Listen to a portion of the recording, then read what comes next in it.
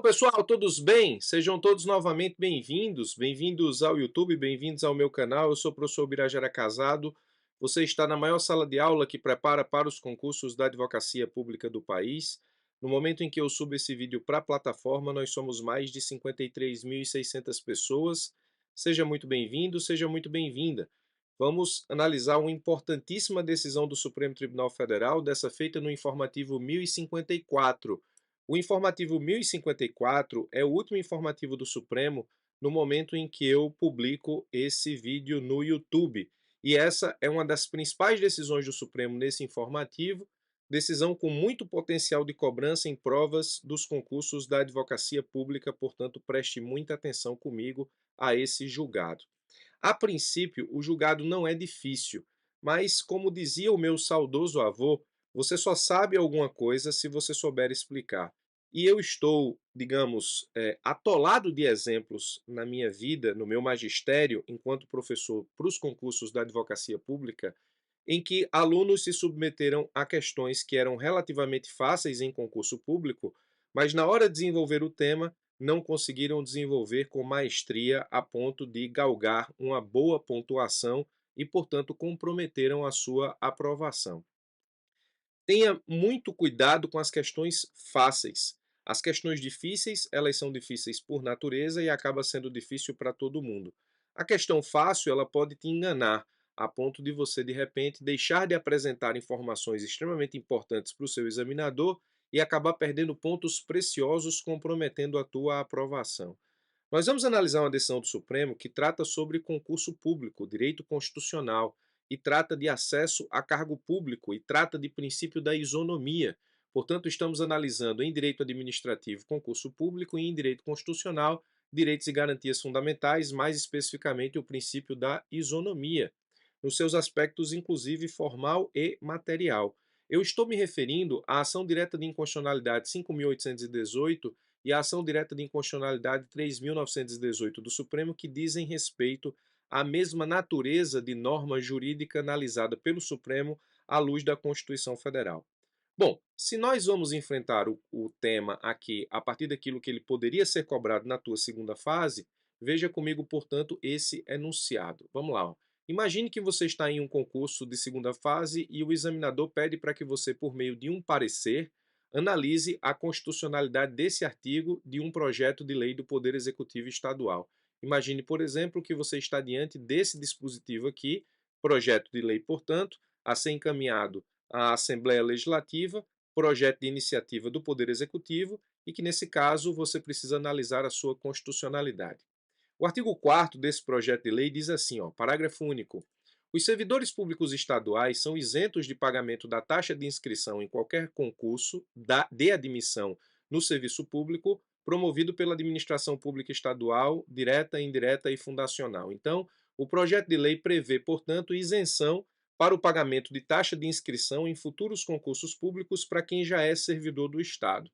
O examinador está pedindo para que você, na forma de parecer, analise a constitucionalidade desse dispositivo. Mas o enunciado continua dizendo o seguinte, ó, a justificativa do projeto de lei, mais especificamente nesse dispositivo que você precisa analisar, está calcada no princípio da eficiência, princípio constitucional, inclusive. Ou seja, o Estado, com a norma, tenta proporcionar ao servidor uma condição favorável para que, se ele pensar em mudar de cargo, que o faça mediante concurso, mas dentro da estrutura do próprio Estado. Então, aqui o chefe do Poder Executivo, ou o Poder Executivo, que tem a iniciativa desse projeto de lei, justifica o dispositivo do parágrafo único do artigo 4º exatamente no princípio constitucional da eficiência.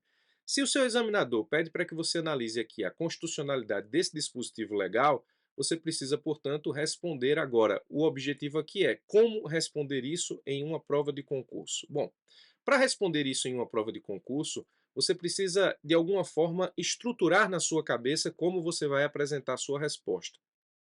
Uma estrutura interessante para esse tipo de questionamento, primeiro, passa pelos seguintes pontos. Primeiro, você precisa atentar para o que pede o examinador. O examinador pede para que você analise a constitucionalidade. Então, analisar a constitucionalidade desse dispositivo ou de qualquer dispositivo em prova de concurso normalmente te remete à ideia de alguma jurisprudência ou posicionamento ou decisão do Supremo. Afinal de contas, o Supremo é a casa que estabelece, a Corte Constitucional que estabelece a uniformização da interpretação da Constituição Federal. Em último grau, o Supremo Tribunal Federal é quem delimita o que é e o que não é constitucional. Então, primeiro ponto, o que é que me pediu o examinador? A análise da constitucionalidade. Então, a princípio, você precisa saber qual a decisão do Supremo Tribunal Federal em relação a esse tema. Professor, pode cair na minha prova algum tema que o Supremo ainda não analisou e o examinador peça para que eu analise a constitucionalidade? Sim, pode. Por exemplo, ele pode pedir para que você analise a constitucionalidade do artigo 10 da lei, da nova lei de licitações e contratos, que estabelece, por exemplo, a ideia de representação obrigatória do agente público que participa de contratos e de licitações por parte da Procuradoria do Estado.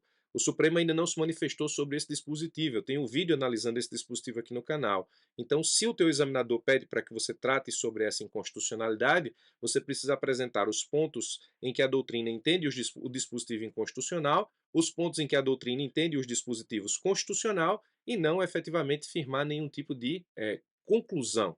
Mas se você tem uma situação em que você conhece a jurisprudência do Supremo, então basicamente você vai apresentar para o seu examinador a conclusão do Supremo. Se o Supremo entende que a norma é constitucional, sua conclusão é pela constitucionalidade. Se o Supremo entende que a norma é inconstitucional, sua conclusão é pela inconstitucionalidade. Tenha absoluto cuidado com isso para não vacilar em provas. Então, a primeira coisa, atentar para o que pede o examinador. Se você não analisar a constitucionalidade do dispositivo, você vai estar, nesse caso, passando à margem do questionamento e isso vai te prejudicar. Bom, eu tenho uma norma que trata sobre concurso público, uma norma que trata sobre concurso público e uma norma que trata sobre isonomia. Afinal de contas, eu estou criando, por lei estadual, uma isenção de taxa de concurso público para uma determinada categoria de pessoas.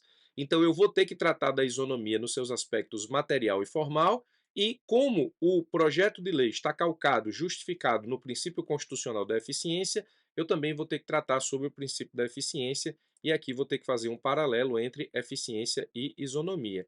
Esses dispositivos, ou melhor, esses itens aqui que nós estabelecemos enquanto estrutura de resposta, me parece ser a estrutura que pode atender efetivamente ao que quer o examinador a partir do conhecimento da jurisprudência do Supremo.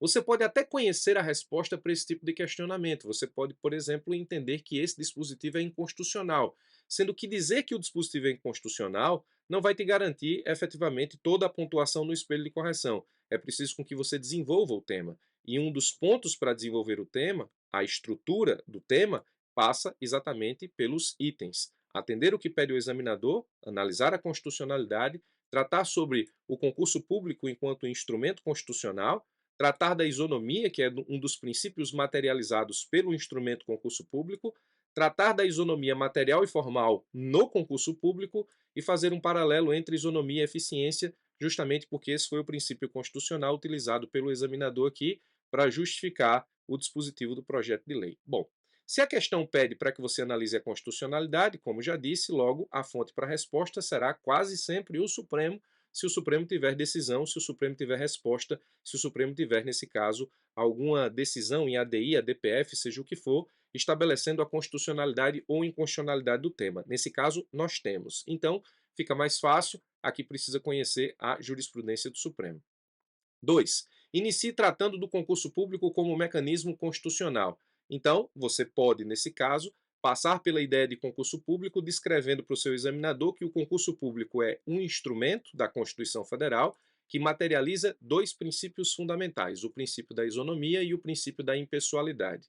Não custa dizer para o seu examinador que, através do concurso, o Estado, a administração, permite com que, objetivamente, as pessoas que têm interesse em acesso aos cargos públicos ou empregos públicos sejam igualmente consideradas na disputa pela vaga, ou seja, as pessoas são tratadas com isonomia e com impessoalidade. Objetivamente, o Estado, por meio do concurso público, estabelece provas para que as pessoas se submetam de forma igualitária e impessoal, e a partir de critérios objetivos da análise dessas provas, as pessoas que atingirem o maior score, as pessoas que atingirem a maior pontuação, serão as pessoas que serão selecionadas para ocupar o cargo público. Então, você precisa tratar do que é concurso público em termos constitucionais, quais são os princípios que o concurso público visa materializar e, nesse caso, ele serve de instrumento ao acesso ao cargo público, à contratação do Estado, para que efetivamente as pessoas possam disputar em igualdade de condições e de forma impessoal.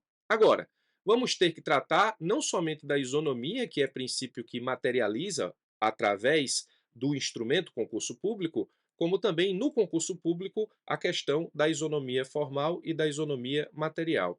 No concurso público, o princípio da isonomia ele aparece tão somente no seu aspecto formal, ou seja, todos são tratados necessariamente iguais em todas as ocasiões, ou eu tenho situações em que o princípio da isonomia no seu aspecto material ele pode ser adequado a um instrumento constitucional concurso público. Vamos lá. No concurso público, o Supremo entende que a ideia de igualdade material, ou seja, tratar desigualmente os desiguais, pode criar benefício em favor de grupo social desfavorecido. O Supremo entende que sim, é possível aplicar o princípio da isonomia no seu aspecto material no instrumento constitucional concurso público, sempre que esse princípio da isonomia material for aplicado em favor de grupo social desfavorecido. E eu tenho dois exemplos na jurisprudência do Supremo para que você possa entender quando o Supremo permite com que isso aconteça. O Supremo permite isenção para candidatos de baixa renda. O Supremo disse na ADI 2177 o seguinte, ó, não viola o princípio da isonomia a diferenciação entre os candidatos para fins de pagamento de contraprestação financeira para a participação do certame com fundamento em sua renda declarada. Lógico que isso não viola o princípio da isonomia, pelo contrário, isso é manifestação do princípio da isonomia no seu aspecto material. Eu estou tratando de forma desigual as pessoas que são desiguais em relação à renda declarada para acesso ao cargo público, no sentido de permitir com que elas estejam isentas do pagamento da taxa. E nós temos um exemplo clássico na jurisprudência do Supremo acerca da aplicação do princípio da isonomia material em concurso público, que é o sistema de cotas. O Supremo disse na ADPF 186 o seguinte: não contraria, ao contrário, prestigia o princípio da igualdade material previsto no caput do artigo 5º da Constituição Federal a possibilidade de o Estado lançar mão, seja de políticas de cunho universalista, que abrangem um número indeterminado de indivíduos, mediante ações de natureza estrutural, seja de ações afirmativas, que atingem grupos sociais determinados, de maneira pontual, atribuindo a estes certas vantagens por um tempo limitado, de modo a permitir-lhes a superação de desigualdades decorrentes de situações históricas particulares. O Supremo disse isso e estabeleceu a constitucionalidade do sistema de cotas como aplicação do princípio da isonomia material ao instrumento constitucional concurso público na famosa ADPF 186 de 2012. Esse julgado era o julgado da discussão jurídica do momento, lá em 2012, e o inteiro teor desse julgado do sistema de cotas, a DPF 186, tem exatas 233 páginas. Então, preste bastante atenção, porque tanto o sistema de cotas quanto a decisão do Supremo, que permite a isenção para candidatos de baixa renda, são exemplos de aplicação do princípio da isonomia no seu aspecto material no instrumento constitucional concurso público. Muito bem. Agora, você percebe nesses dois exemplos que, em tese, o exemplo e a aplicação da isonomia material permite o acesso ao concurso, criando, portanto, a questão da igualdade. Então, aqui, a isonomia material, ela cria igualdade, permitindo com que essas pessoas possam ter acesso ao concurso público e, se aprovadas, acesso ao cargo público. Agora, no que diz respeito à ideia de igualdade material para criar não igualdade entre candidatos, permitindo acesso a pessoas desfavorecidas, acesso ao concurso, acesso ao cargo por parte de pessoas desfavorecidas. Ao contrário, ela fomenta uma igualdade que, nesse caso, amplia a desigualdade entre os possíveis candidatos, ou seja, ela, ao invés de fomentar a igualdade de acesso ao cargo público, como faz os exemplos que eu citei no ponto 3, ela amplia a desigualdade entre os possíveis candidatos. Então, a igualdade, a isonomia material não pode, nesse caso, ser aplicada. Todas as vezes em que uma norma, a pretexto de aplicar o princípio da isonomia no seu aspecto material, ela não torna os desiguais, tratando-o de forma desiguais para igualar as condições de acesso ou tentar minimizar as diferenças, pelo contrário, ela cria privilégios, ela cria desigualdade para um setor que não é desfavorecido, nós não temos a constitucionalidade da aplicação dessa isonomia material. É justo o caso da isenção para quem já é servidor. Então, nós não podemos aplicar de todo jeito o princípio da isonomia no seu aspecto material. Ele precisa ser aplicado para que ele possa gerar igualdade e não privilegiar, nesse caso, a desigualdade.